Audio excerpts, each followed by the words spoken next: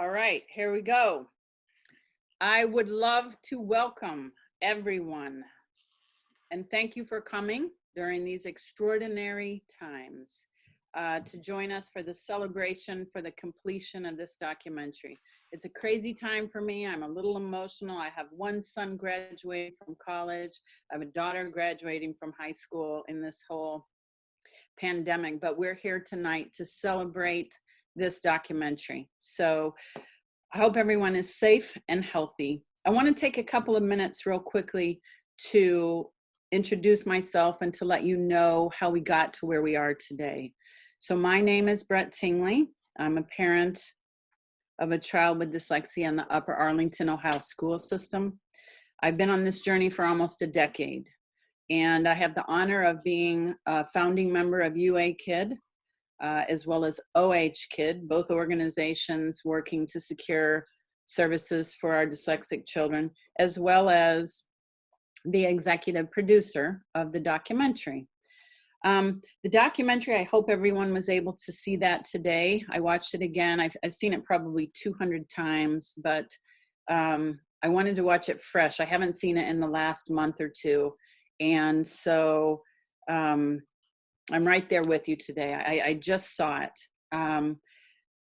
It'll tell you that story about how our parent group made the change in Upper Arlington. As we became known, as the story got out, and we realized it was kind of a unique story, we realized that we could leverage the success that we had in Upper Arlington and try to help more families. And so we decided to create this documentary. We created it for two reasons. One, we wanted to inspire other families to take action, not only for their children, but for all those children within their district.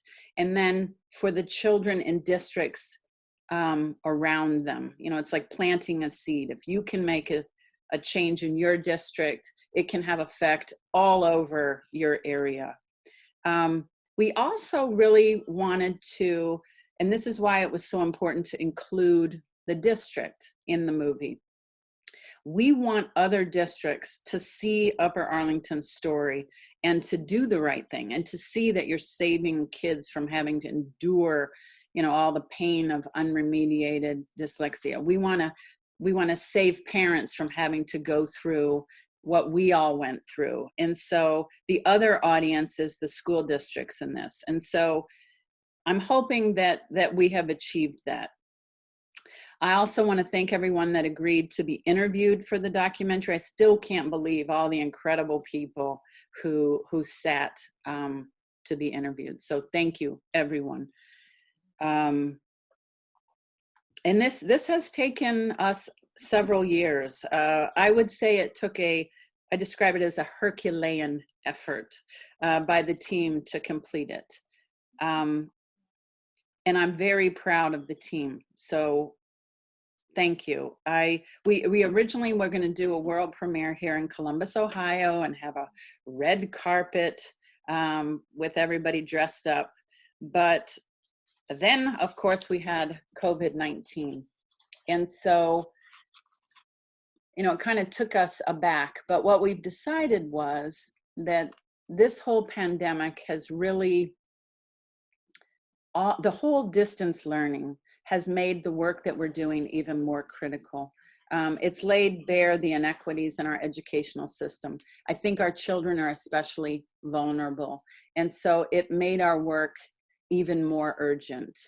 So we tried to look at this as an opportunity, you know, and maybe by doing this virtually, we're able to reach more people. I'm super excited to say that we've got people from Australia, we've got people from New Zealand. Hopefully Dr. James is with us, Argentina.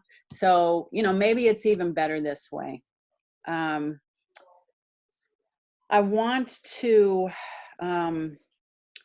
you know, the whole point of our work is really to advocate for our dyslexic children by spreading the word, by bringing awareness, and reaching out to help others get services for their children with dyslexia. The more people we reach, the more children with dyslexia will learn to read. So I want to real quickly introduce our team. I want to introduce Kelly Ternosky's here with me tonight. She is an Emmy-nominated documentarian and the film's writer. She is my good friend who's been with me since day one. Kelly, what else would you like to share? Come here. Just so glad that you guys are all here with us, and it's really exciting to see all the messages in the chat, and I truly believe that this is going to start something really huge around the country, and we are going to ensure that all of our students and all of our children learn to read, and that's why we did this. Thanks for being here, and thanks for all the support. Thank you. I also want to introduce Keita Mascaro, who is with us. He's an incredible filmmaker and visionary, and my good friend, and the film's producer. So, thank you, Brett. You can't see me because I don't want to screw up the screen configuration, but I'm here. oh no. All right, maybe a little glance. Hey, I'm out in LA and I'm kind of sunburned too. So anyway, sorry. Oh yeah. Hey, it's been like raining and overcast for a week, so stop rubbing it.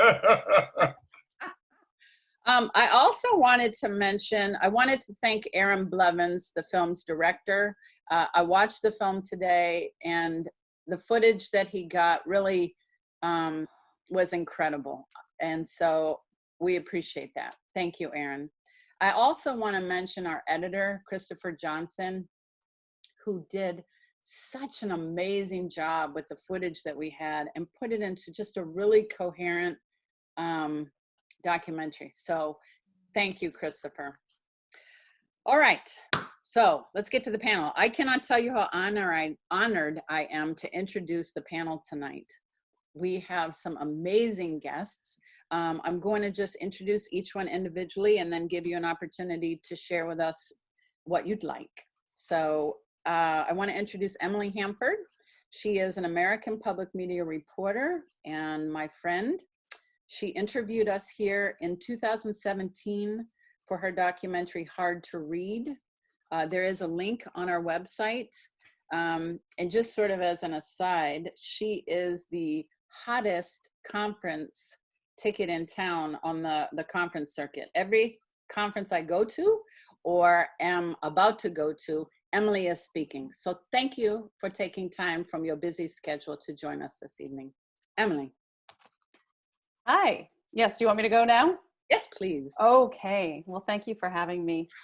I'm happy to be here. I might be doing a lot of speaking, but I don't leave this little chair. So, you know, it's saving me all kinds of time I would have been on airplanes and in hotels.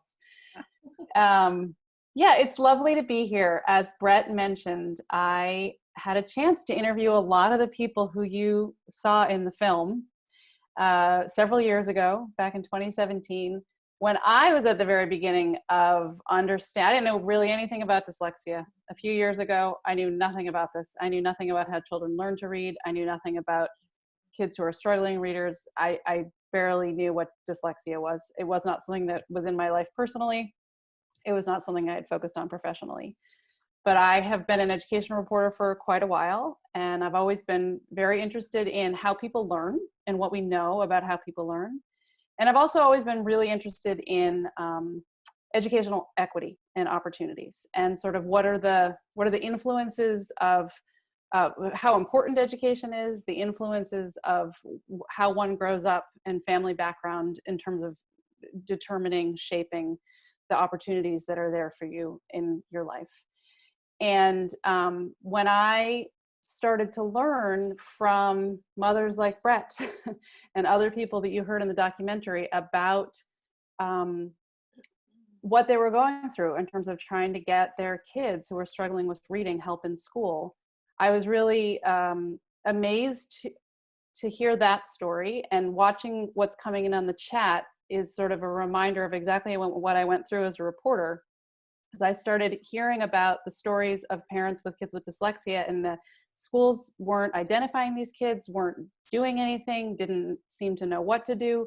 It's that constant story of the parent knows something's wrong, but no one at the school is really kind of saying anything's wrong or acknowledging it, or they're trying to do something about it, but it's not working and they don't seem to really know. And what started happening is I just started talking to families all over the country, just like all of you who are writing into this chat, all over the country, all over the world, who had the exact same story, the exact same story, and they cried at the same moments. And that really has changed my life professionally, actually, because since those interviews that I did in Ohio and here in my home state of Maryland with a lot of parents of dyslexic kids, they're the ones who really taught me so that there was just this huge sort of problem hiding in plain sight that really doesn't just affect kids with dyslexia, it's affecting all kids. Because the reason that kids with dyslexia, the sort of bottom line reason that kids with dyslexia are having such a hard time getting what they need in school is because there's not enough of an understanding of just reading, skilled reading and how it works and what it takes to be a good reader. Teachers aren't being taught this in their teacher preparation programs. They're not being taught it in their professional development. They're learning some sort of ideas about reading and how it develops that have actually been proven to not quite right. And we're sort of teaching kids to read in ways that we have better information. We know better what to do, and that information is not making its way into schools and classrooms. And the kids with dyslexia are the kids who are being harmed the most, but lots of kids who don't have dyslexia are being harmed when teachers don't have what they need to be able to teach them how to read. So I'm very happy to be here. I just watched the film this afternoon. There's some people writing in on the chat. It's there on YouTube. It's a remarkable film. It's absolutely beautiful and moving. You tell the story in a very simple way, and simple is so good as someone who tries to do the same thing that you did, who tries to take complex things and turn them into compelling, moving stories, making it simple, making it clear. You did a really beautiful job with that. So congratulations on we appreciate that. Thank you so much. And the magic that you bring to your reporting and the reason that you have been so successful, and I send out your links to your podcast all the time, is that you take this very complex subject, boil it down into something that's emotionally compelling and relatable to everyone. And so I thank you for that gift. So thank you. Thank you. All right. Brenda, I want to introduce Brenda Lewison. Now, she is very special in my heart because she was our educational advocate, both personally and for UAKid. She's essentially the second mother to my family. Her guidance and friendship have literally kept me alive for the last decade. I'm not kidding. And she introduced me to Kelly. And so really her vision of this documentary, she's the one who got this whole thing started. So Brenda, can you share with us anything you would like to share with us? Sure. So thank you for having me. It's a privilege to be here. I'm delighted. This has been a journey. I have been with the UAKid since the beginning, and I have watched this endeavor just develop into something so beautiful. And I too watched the documentary and its final edits today twice, actually. And it's such a beautiful story, and it's been told, I think, with tremendous accuracy and sensitivity for what happened. And it's a privilege to be a part of this panel. It's a privilege to be a part of the story. And I'm delighted that Kelly Trinosky came into my life. And when I learned of her background and her talent, it seemed like a perfect fit. I always felt like this was an unprecedented moment for us as a group and as a community. And I felt like the story needed to be told. And so Emily Hanford, you did such a beautiful job way back when you were interviewing and telling the story and preserving the integrity of the story. You really moved me then, and I feel like now with the documentary, it's going to touch many lives, and it's going to continue to encourage families everywhere to know more about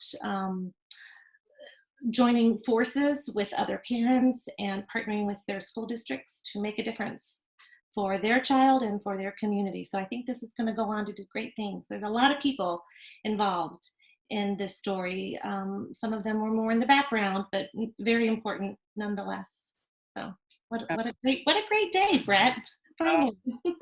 I know, it's exciting. It's exciting. Okay, I also want to introduce Joy Palmer, who I have had the pleasure of working with for the last, maybe 2 years. She is a strong, outspoken mother that I have grown to truly respect and admire over the last 2 years, not only through the documentary, but our work at Kid. So what would you like to share with us, Joy? I have the pleasures of meeting you guys over my journey. I want to say it started in 5th grade. I met all you guys through Facebook. I started with one link, networking. I discovered my daughter was dyslexic in 2014, and I just dealt with the school telling me there's nothing that we can do and she's just going to be slow. So that whole ordeal just started the biggest fight and the biggest war dealing with Columbus City schools. And I'm just grateful that I've met you guys and we were able to participate in the documentary. Well, we appreciate you and Deliana. Thank you. So thank you. And finally, our cleanup batter, I'd like to introduce Michael Busey out in Boulder Valley, Colorado. Michael and I met, he's a fellow dyslexia parent group founder, and really now a colleague, somebody I can bounce my ideas off of, somebody I can learn from. I've really enjoyed our collaboration. I think I've learned a lot, and it's just been a pleasure. So what would you like to share with us, Michael? Thanks, Brett. Yeah, I'm here as a parent. I have three kids, and 2 are dyslexic, my younger daughter and my middle son. And yeah, we were able to use the work that Brett and UAKid had done, and really use it as a roadmap to start our groups here in Colorado, and affect the same kind of change that you guys had in UAKid. A little bit different journey we've had. We didn't have to go the entire legal route. We were prepared to, but we didn't have to. And yeah, I was just happy to be a part of the film, and I'm so glad it's finished and it's out there in the world. Yeah, me too. Yeah, it's like having a baby. I feel like I have it literally. Good Lord. That is my 4th child. Oh, okay. So let's see. Let's get started with some questions. So we had a couple that were sent. Can you open that window? It's a little warm here in Ohio, so we're going to open the window briefly. All right. So what I'd like to say is that we pulled a few questions so that we had some things to start with. But then we also, if you want to still continue to send questions, Kelly is with me and she's going to be pulling them. And we're going to try to go until 9. And then after 9, we'll kind of wrap it up because I want to be respectful of our 1 hour. Let's see. We were going to ask, what about, Brenda, could you talk to us, could you share with us a little bit about kind of the power that you see with parents banding together, kind of the importance of organizing, not being divided. Can you talk about that in your experience? Sure. So I've had the privilege of working with a number of different parent groups, and I've seen the success in many of the groups and sometimes the more difficult challenges with many of the groups. And I think there's just a standard tip that I would give to any parent or group of parents that are trying to organize. I would say in this case, have a mission, know what it is that your group stands for. I think having that clarity and developing a mission statement is very important in guiding your efforts. I would say, secondly, organize yourself. I think it's important to understand the skill set within your parent group. You'd be surprised, the hidden talents of many, and it's just knowing how to then organize those talents so that there's a shared effort among the parent group and it's not falling into the hands of just a couple. of parents. I think there's a lot of work to be done when you have to organize and work with your school administrators, and it takes a village. So figure out what everyone can contribute and use that wisely. I would say also that partnership with your district becomes very important in this process, and your attempts to engage in a very meaningful conversation, not angry conversation, but a meaningful conversation, is critical to getting your group off the ground and to making sure that your school district is willing to listen and collaborate with you and bring resources to the table. And I think the last advice I would give is be a united front. Don't let anyone divide your group. It's not uncommon for parents to feel uncomfortable, maybe as they're not understanding where is this group going, how is this group going to manage some of the difficulties that you will encounter along the way. It's different for every group, but I would encourage any parent group to be informed, to be united in their efforts, and just to work together as much as possible with your school district. And that partnership will go a long way in fostering a change. It takes time to change the culture, but it can happen, and this is a perfect example, and the group has to stay together. So, Well, yeah, no, that's perfect, because that we had a question from John in Pittsburgh, and this kind of leads right into that. And they're asking, after you won your systemic group complaint, how did you go about forming a collaborative relationship? Because we were forced to file the systemic group complaint, and there was some tension. mm-hmm. But we were lucky that there was some change in staffing. Yeah. But we were very careful to be very open and willing to work with the district as soon as all the dust cleared. And we met with each of the new administrative figures. We made an appointment, we brought in pastries and coffee, and because we wanted to control the narrative, we wanted to introduce ourselves as very professional, very capable, and very determined. We took in our mission statement so that they knew exactly what we were looking for. Mm-hmm. They knew exactly what we were going to be working toward, and it kind of brought us all on the same page to work toward the same goal. Yeah. So, and once we had those key personnel in place, we took care of them. I mean, we nominated our student services director for Ohio Special Ed Leader of the Year, and he won. Every time we have the opportunity to praise anybody in the administration, we do, because they, and our administration, I have to give a special shout out to Upper Arlington. They have gone above and beyond what we had ever dreamed. I mean, they've taken this and run with it. So we couldn't be happier. So thank you. All right, let's see.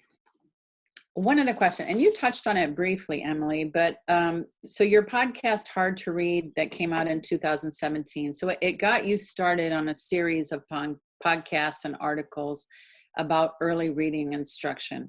But can you tell us how and why that reporting project 3 years ago about dyslexia got you started on all of this other reporting? Just elaborate a little bit more on that, because your work is amazing. Thank you. You know, I think it, you said something actually at the end of the film, Brett, something along the lines of, we're fighting for our children and the millions of other kids whose names we will never know. And I think that is the realization that I came to as a reporter, as I mentioned before, that not only is this a huge problem dyslexia is a huge problem for a small percentage of kids, but the fact that they don't get the help they need is a huge problem for a large percentage of kids. Because the fact that kids with dyslexia are not getting the help they need is just a sign of something larger being wrong with how we're teaching all kids to read. Because what all of this scientific research over the past 50 years now basically shows us is that we all need to learn the same basic things to become good readers. And people who have dyslexia have a particularly hard time with a certain things that you really need to get good at to become a good reader. But no one is born sort of with a brain that's ready to do that. There's one researcher who said something controversial: we're all born dyslexic. And what he meant by that is we're all born without what we need to become good readers. We need to learn those things. Some kids learn that stuff really quickly, really easily, and some kids learn it with barely any instruction at all, right? These are things you need to learn, and not everything you need to learn in life do you need to be taught. But the fact is that most kids do need to be taught it, and some kids need to be taught it really well and really intensively. And if we want to be in an equitable situation where we know that all kids have a good chance to become good readers, because we live in a world where if you can't read very well, your options are limited. And they start being limited early on. And you can be sort of interested and good at other things and be limited by how difficult it is for you to read. And you're particularly limited if there are other limitations in your life. If you are not from a family that can help take care of the problem for you, if the school's not going to do it, right?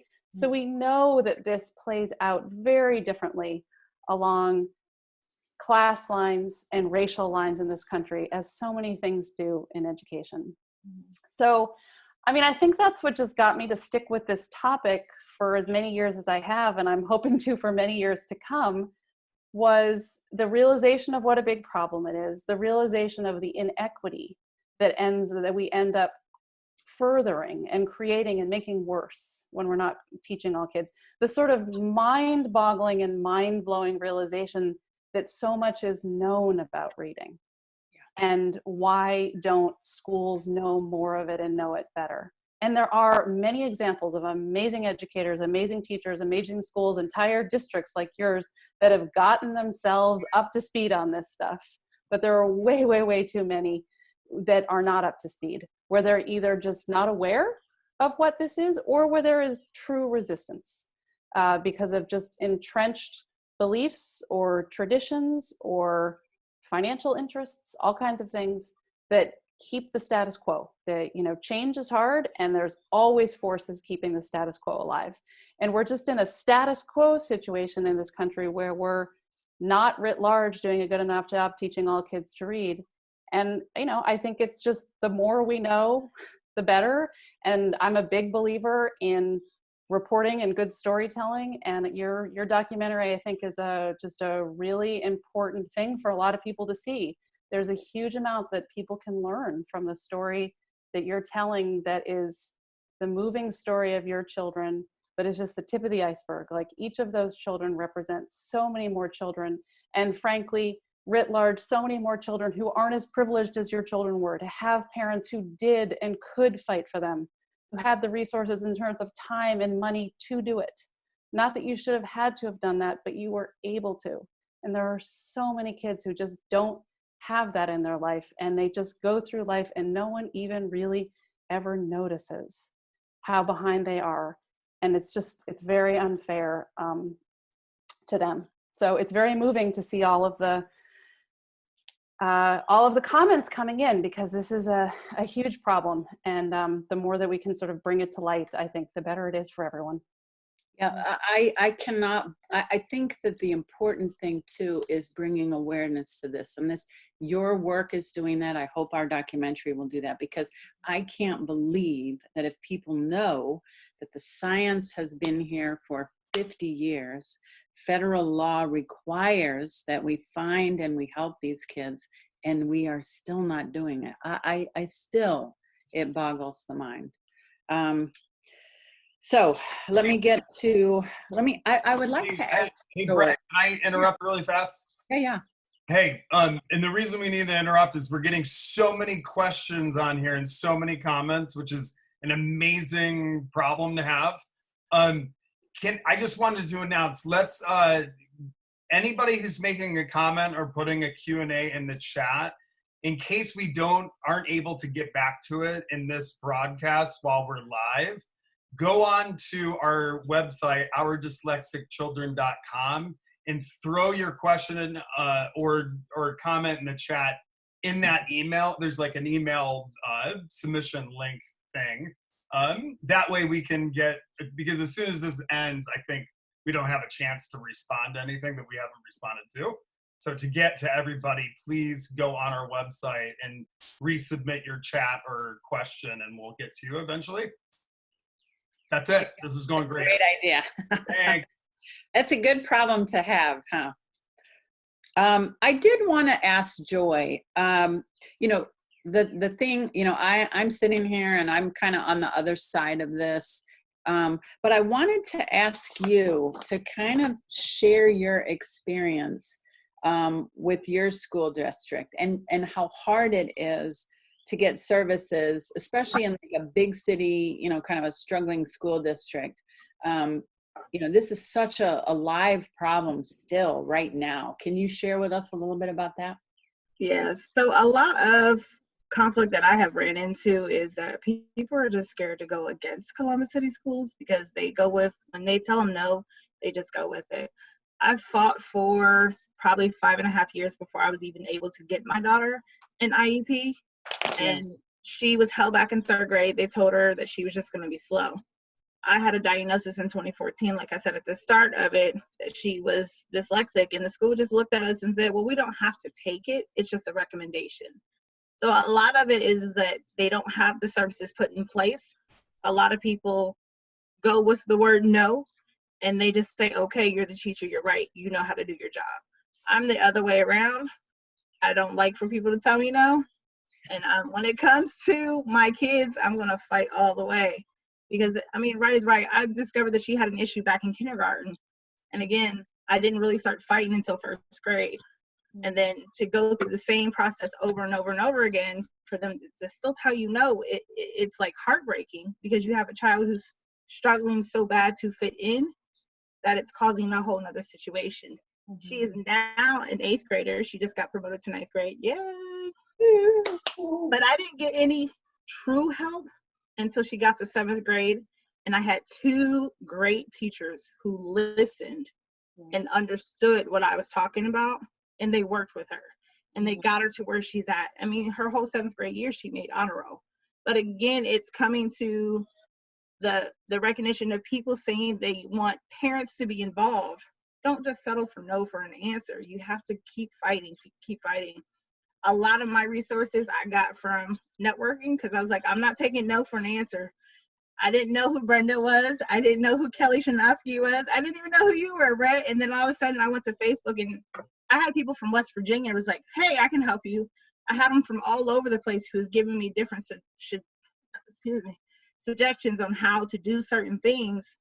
And that's just where it came from. It's the school in itself, the district in itself, because it's a large school, they're just so used to people saying no and bowing out and walking away. So it is a challenge, and you just have to stand and fight and just realize that you're not the only one who's going through it. There's other people that are going through it, and you just have to keep going. Well, you are a mama bear, and that's what I love about you. She is. And I am hoping, like I said, what we're going to try to do is get, you know, kind of this website and this community, you know, have this documentary launch this whole thing where we will help parents form groups and affect change. So hope is on the way. Help is on the way. I would like to, let's see here. I would like to get some question to Michael. I would like to, let's see, we have one of the things that I think, one of the questions that came up was, you know, parent groups kind of helping one another, growing together, moving forward together, kind of that free exchange of information back and forth. Can you talk about that a little bit, about how that has helped you guys, and it's helped me. Yeah, I think just when the conversation gets expanded outside of just your group with your school, and you start talking to other districts and other people on the other side of the country, and just, you know, everything that we started with, you know, we basically took the model from UAKid and used it as the basis. And then, we made tweaks to the mission and objectives that that I think even you guys thought were good changes. And and we've shared those with the other parent groups that are starting up. And then then we tell our story of how we got started and how we went about communicating with our district at the beginning. And we have that same conversation that probably you and I had in 2016. Now we have it many times a year with new groups that are forming in in Colorado. And so it's that kind of professional like sharing of information between parent groups that's so valuable for for some of these folks that are just trying to get started, and just passing on some of the lessons learned immediately to them. And it's not going to be easy. That's definitely one thing I always tell parents is there's going to be conflict, so you need to be ready for it and expect it, because it will probably get worse before it gets better, quite frankly. But are you glad you did it? Oh, of course, absolutely. There is, outside of my kids and my lovely husband, I don't know if there's anything I'm more proud of than what we've been able to do. So it is hard, but it is definitely worth it. Absolutely. Let me ask you one other question while I have you. You, as you can see from our panel, are one of the few men that we have on our panel. And it's, my husband was able to be involved in our UAKid also, but I wanted to ask you to talk a little bit about kind of your experience as a father, being involved in this process, and the importance of dads being involved when they can be.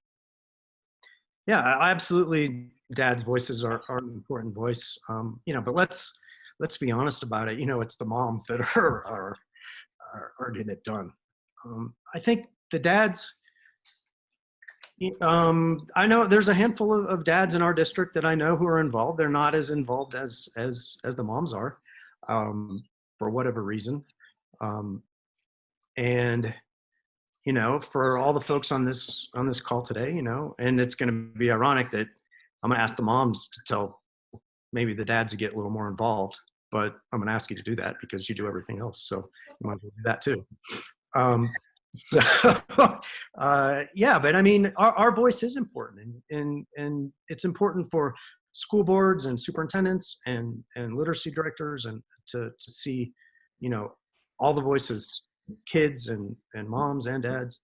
So we have to be present. We have to be involved. Yeah, I think it's important. Also, what we found was that if you can keep your spouse kind of on the same page, reading the same materials, Overcoming Dyslexia, From Emotion to Advocacy, any of the books that you're reading, if you can keep your spouse on the same page, that's so much better. Because it's really hard. It can wreak havoc on a family if you're not both on the same page. So I think it's good for daddies to be involved whenever they can. Let me see. Let me look at another question. Well, we have a question about whether or not we're a nonprofit. So I will take that. Listen, my opinion is that this is a tough row to hoe for most families. And it is incredibly tough for families living in economically compromised areas. Well, we don't want to add to the burden. And so we decided that it was essential to operate as a nonprofit so we can help everyone, so we can freely share resources. I think it's immoral to try to make money off of kids who can't read. I think this is a civil rights issue. Because I think if you don't have resources, your dyslexic children may never learn to read. And we want to try to even the playing field. And so for that reason, I've really dedicated my life for the last 10 years to helping those who don't have the advantages or the resources that I have. we're freely sharing everything. But that being said, we have started a nonprofit, and we do have an operating budget. And so we are always looking for people to make a tax-free donation to our nonprofit through our fiscal sponsor, which is the Columbus Foundation. You can find the link on our website, because we want to, help as many people as we can. So, so let's see. Let me find another question. Brett, Oh, can I make one comment Yeah. on the nonprofit? So BBKid, we became a nonprofit as well. Yeah. And we did that all for a couple of reasons. And I just wanted to throw this out there, that one of the reasons we became a nonprofit was to really institutionalize the group and ensure that it had, longevity, so that when maybe a couple of the people transition out or people get burned out or whatever, we really saw that as a means to giving the movement, like I said, longevity. So in addition to donations that we give back mostly to professional development. yeah. Well, and it's actually a bit of a, I've been surprised. I want to give a shout out to the Olentangy Dyslexia Network, because they act as our fiscal sponsor for the documentary. And so they had kind of the overhead of being a nonprofit. But we decided now that we're kind of going out on our own, that we would form our own nonprofit. But it's a little bit of it's a bit more, not hassle, but it's more serious, more paperwork, more, accountants, and it's legit, it's serious. And so, but we are also, understand the importance of the longevity. We want this to last, and help, ideally, millions of children to learn to read. So yeah, I think it's an important step that we've taken. Let me ask another question. Maybe Brenda, to me, and this was a question from somebody, but I'm going to kind of summarize it. If the science has been known for decades, Mhm. if IDEA requires districts to help children, to find children and then to teach them to read, how is it that so many people are in the dark? Do you mean the dark being the parent side or the dark being the school side? Really, both, I would say. I find it amazing that, parents don't know what's going on, and are afraid to ask. They don't know if federal law backs them up when they're trying to get services for the kid. And districts really have no idea. Right. So I think that's a great question. I think from a parent side, if it is your firstborn, if you're not sure what typical is, it's hard to know what special is, right? You kind of have to have that baseline. I think when it comes to expectations. I also think, for the most part, dyslexic children are very bright, and they have wonderful compensatory skills, and they can be very charismatic, and it's really important that at the first sign of trouble, at the first sign that you think something might be wrong, to engage in a conversation with the school. They might tell you, it's okay, you can wait. Children are learning to read until 4th grade. I mean, I think the 4th grade is the big shift. We see a lot of children being identified in 4th grade because you're no longer learning to read, you're reading to learn. And so that used to be sort of a key grade for most teachers to even say, we'll wait, and they would pass children from grade to grade thinking the student would catch up eventually.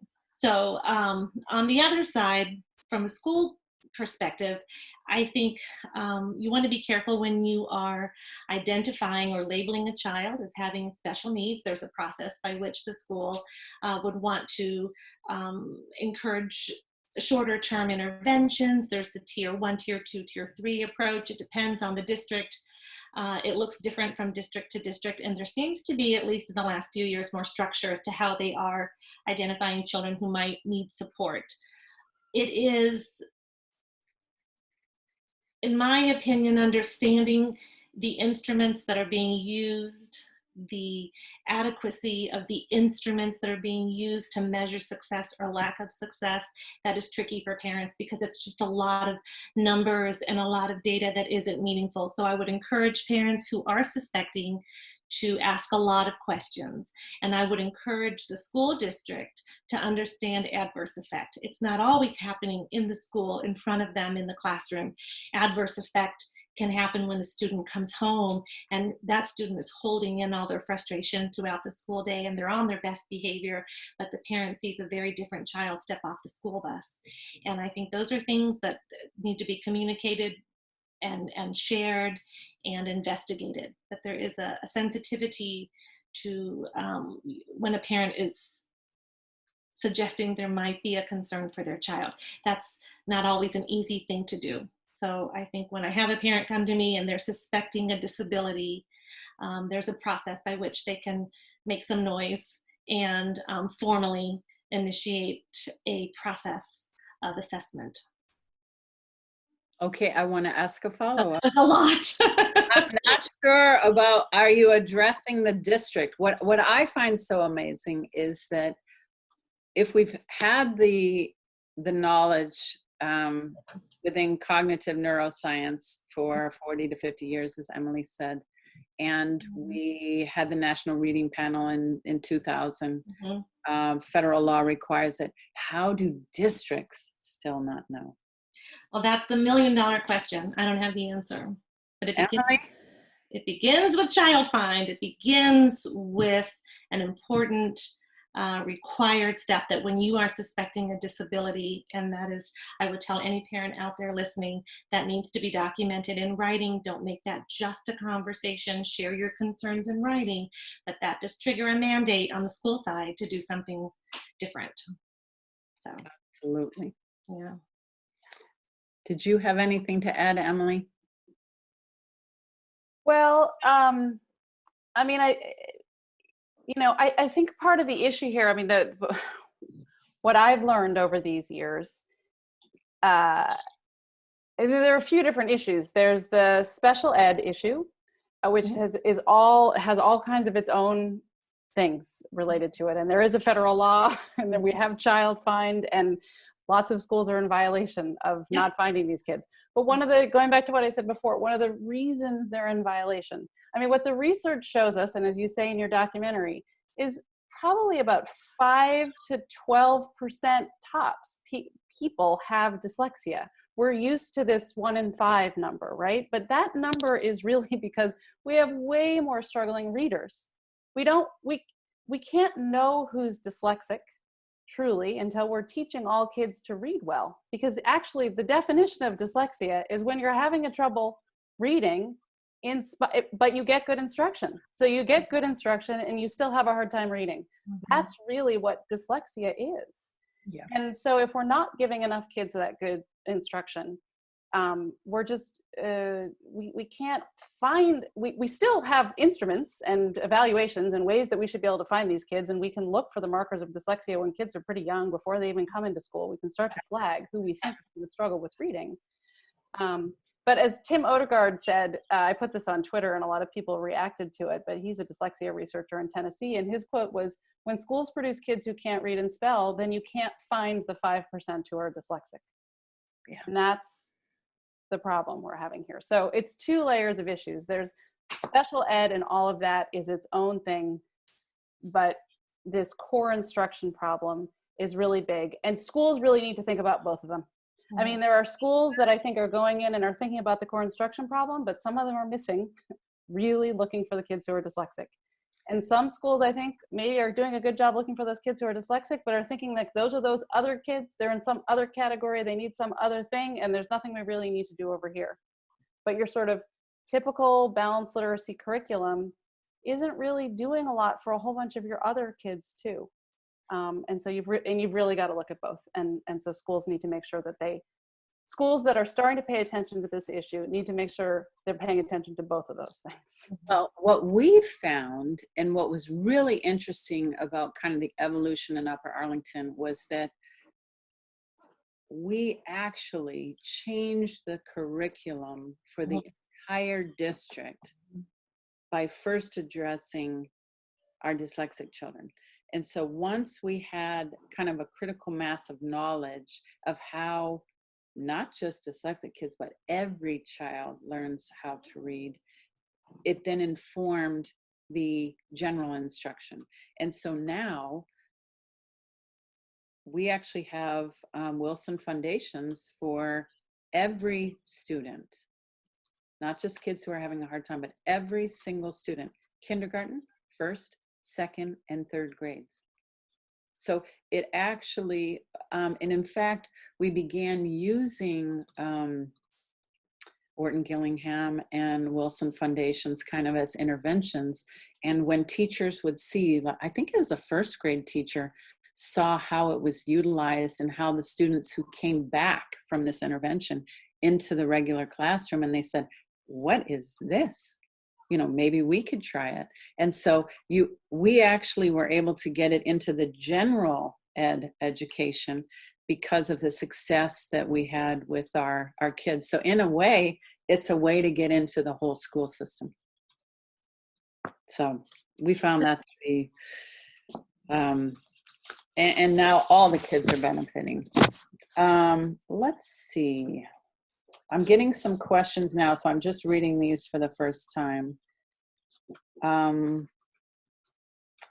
What was the hardest part about getting the group started? I'll try to answer that. So there, you know, a lot of people, I was lucky in a way because I wasn't from this city. And so I didn't have a lot of the social pressure. There is a lot of social pressure that parents take on. You know, it's not comfortable questioning your school district. It's, you know, your school district, a lot of the teachers live around you. It's not, other parents don't necessarily like the idea that you're questioning what's going on. But I decided that, you know, I had informed myself, I had read the research and the law that protected my child, and realized that we weren't doing what we should be doing. We asked for help, and you know, we're only forced to really go to kind of extraordinary measures when they didn't respond. But there was a lot of effort in getting other parents who, especially one couple who were from the district, kind of the golden child, you know, they had gone to the district, their kids had gone to the same school district. So to get them on board, but really I think if you appeal to them as parents, and these are their children, and if you know a way to teach these kids, and it's nothing extraordinary, in fact it's required by federal law that the district does it, then I think it's a lot easier to persuade parents. We went and spoke with any of the other parents whose children we knew were in the same, you know, little breakout reading groups, and tried to get as many parents as possible on board to help us. It's saying it just said my internet connection was unstable, Sure. but it sounds like it's fine. I've got everybody in the house with their Wi-Fi off. Okay, I might be getting another question. Oh, and our ODC roadmap. Oh my gosh, just so you know, Erin was amazing enough to record over 100 hours of footage. We have so much footage, and I'm really excited to kind of go through that. We tried to do a real step-by-step roadmap, Debbie and Gail and myself. It is so boring, but it will be on the website. So if you want the real roadmap, please go to the website. Let me see, we have another question from Joy. To ask, I should ask her. What got, Joy, Kelly would like me to ask you, what got the district to do something? Oh, well, that one would probably be interesting. I have a 4.5-inch binder that is Deliana's cum file of report cards, documentation, paperwork, hospital documentation, the whole nine. And the last time in 3rd grade that they told me she's just going to be slow, her numbers are on the curve, that's it. I decided to do some research of my own. I did about a year research on laws, came across rights laws, came across you guys. I got on the high horse. I didn't know what I was doing, and I filed due process. So once I filed due process, I didn't have a lawyer. I didn't have anything. I was just going to go for the gusto and take this 4.5-inch binder that I had in there. Once they got served their documentation, they pushed my IEP meeting back another week, and then they granted her IEP. So once I filed due process, their whole outlook changed. Well, and of course, that is one of the things that we found was that until we, and unfortunately we had to, because it costs time and money, but until we filed our systemic group complaint, we were not really taken seriously. But one of the things that we've just recently done is we've gotten some footage from a couple of parent groups, including Michael Busey, just a little more in depth about how he's been able to achieve what he has without having to file any legal action. We have another interview with Olentangy Dyslexia Network in Olentangy, Ohio. They ran one of their members for the school board, which I thought was ingenious. You know, it's kind of time intensive, but if you think about it, the people who hire and fire the administration are the school board. And so if you've got somebody who can run for school board, you know, that's another way to skin a cat. So we will have more of those interviews on our website. I want to ask one other thing. I want Emily to give us a little hint on what her next document, we've done one in 17, 18, 19. What are we looking for in 20? Yeah, well, COVID-19 has gotten in my way a little bit. Well, the fall. No, there's still something coming out. It's just I've reimagined it a little bit, but it's actually I'm trying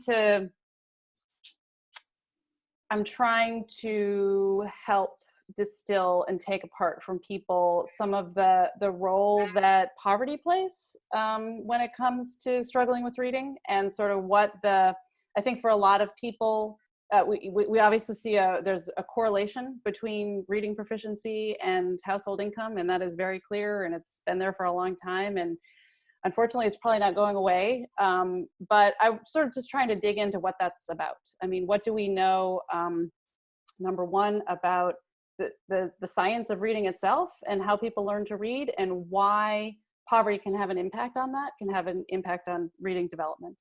But then also how it is that family income and race kind of get intertwined in ways that impede kids' reading progress in school also.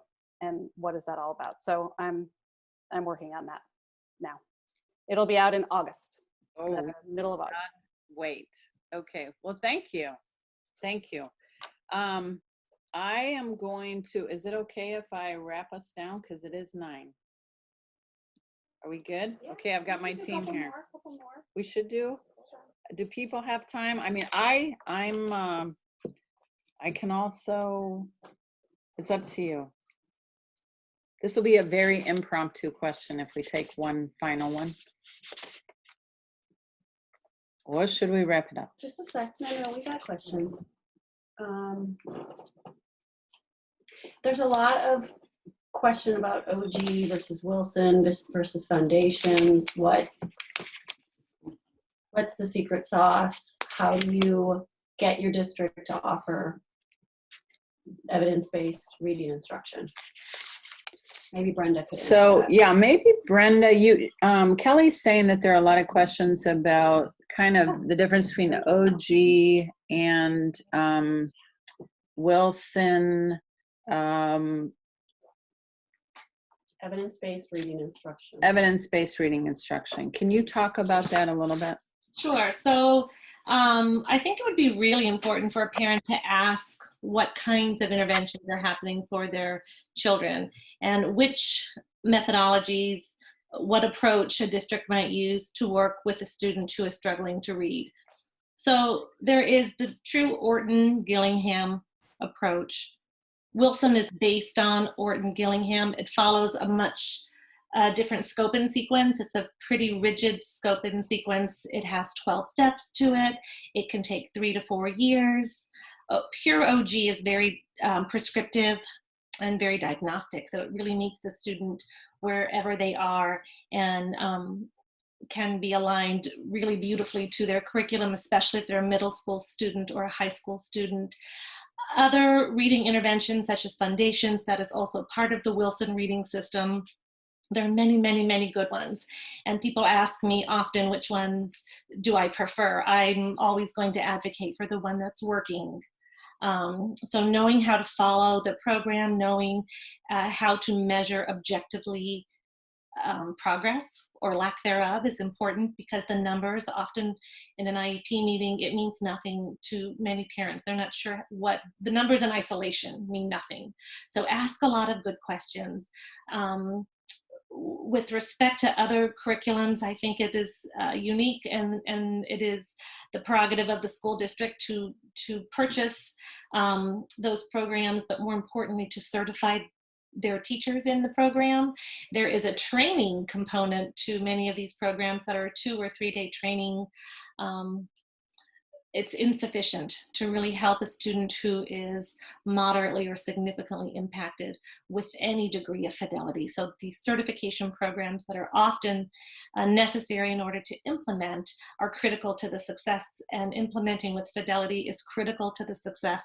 And the science supports that if you do it differently, if you have a hodgepodge approach to teaching a student how to read, it will not yield the outcome that we would expect given the science and what we know should be happening for our students. Yeah, So it's gotta open the dialogue, understand the programs, and go from there. okay. So Yeah, it's not just having a program, it is that that program is being implemented with a high degree of fidelity. That's critical. yeah, because I will never forget the day that I was told we were getting bits and pieces of Yeah. Wilson, and Doesn't work. bits and pieces don't work. So No. yeah, and with fidelity is something that is Right. Stuck. You say it in your sleep, right, Brett? I wake up saying that. With fidelity, yeah. Okay, so it is 9:05. So I do want to wrap us up here. I want to thank all of you panelists, really. I could talk all night long, but I want to be good. I want to thank all the experts who sat with us for the documentary, all the parents and kids that we interviewed. It took a lot of courage to sit out there and tell their truth. The Kickstarter supporters, we are taping this right now, and so this will be on the website for anybody who didn't get a chance to see it. I also want to thank the Columbus Foundation for being supportive of our mission and holding our funds. And I want to just tell you a little bit about, kind of how we think about this. We think about this as a phased program, each with a goal and resources, and then the results. So we kind of took this to heart with, we formed BBKid and we ran it like a business. Well, we also tried to do this. We tried to be methodical and work this with purpose. So for example, so phase 1, we set out to secure educational services for our children with dyslexia in Upper Arlington, Ohio. And that phase 1 is complete. We've done that. But each time we complete something, we think about how we can leverage that success and scale it up to help more people. And so we moved on to to phase 2, and that was to create a statewide coalition to organize parent groups in Ohio to secure educational services for their children with dyslexia. And that phase 2 is complete. We started that group. Joy is in that with me. Brenda is an expert who consults with us. Phase 3, we did a Kickstarter fundraising of the $50,000 to produce this documentary, to capture the lessons learned and to inspire families to fight for their dyslexic children, and we've completed that. That brings us to kind of our current phase and where we are now with phase 4. So we have established a nonprofit at the Columbus Foundation. We are trying to raise between $50,000 and $100,000 to kind of get to that next level. We want to support, to organize, to mobilize parent groups. Specifically, we want to build out a dynamic website that pushes out programming, meaningful content, help communities all over the country. And now with people from Australia, New Zealand, and Argentina, maybe all over the world. We want to build an awareness by growing our social media presence, coaching parent groups to secure educational services for their dyslexic children. We want to create this conversation that's going to build, kind of a critical mass and finally turn the tide so that all of our children are going to get to learn to read. And I know it's a tricky time. We were lucky enough to have the resources, the time and the money to fight this fight. And we realize how lucky we were. And, now we want to try to help everybody. We want to lift up all children. So we're not asking anybody who doesn't have resources, but if you feel like you do and you want to contribute to our phase 4, we would really appreciate it. We are a nonprofit, but, this kind of expertise and programming, it does cost. And we have tapped out my technological knowledge a long time ago. I run the Twitter and it still takes me to do a very simple tweet. It's very shocking. So, people who know what they're doing, it takes a bit of a budget. So, for this phase 4, but I do feel confident because we've been able to do pretty well on each of these phases, really for kind of a tight budget. So I'm confident that we can deliver on this phase 4. So let's continue this conversation on our website. We want to do interview with parents. We want to do interviews with different experts. We want to talk to different parent groups who've had success. We want to brainstorm with parents who are having a hard time to help them kind of break that log jam. We want to talk to different districts. I want to get Marysville on the line. I want to bring Kevin and Andrea to let them talk about that journey that UA had from the district perspective. I want to get colleges of education, St. Joseph, those colleges that you talked about in Mississippi, Emily. Wouldn't that be great to get them to help other colleges of education try to do this same thing? And I wanted to make a quick, I want to reach out to Decoding Dyslexia. I have had the great opportunity to talk to Decoding Dyslexia in New Jersey, Idaho, Iowa, I think Michigan. In Ohio, it's not quite maybe as active as it is in other states, but I have really enjoyed talking to these other chapters of decoding dyslexia. And I want everyone to know that we are happy to collaborate and to partner with any group that's dedicated to helping our children with dyslexia learn to read. So we look forward to working with you. I want to leave you with just, a couple of takeaways. I want to tell parents, I want you to band together, form these groups. The science is there. Decades worth of science tells us how to teach dyslexic children how to read. The law is on your side. Federal law tells your district they should be finding and they should be remediating, helping your children with dyslexia.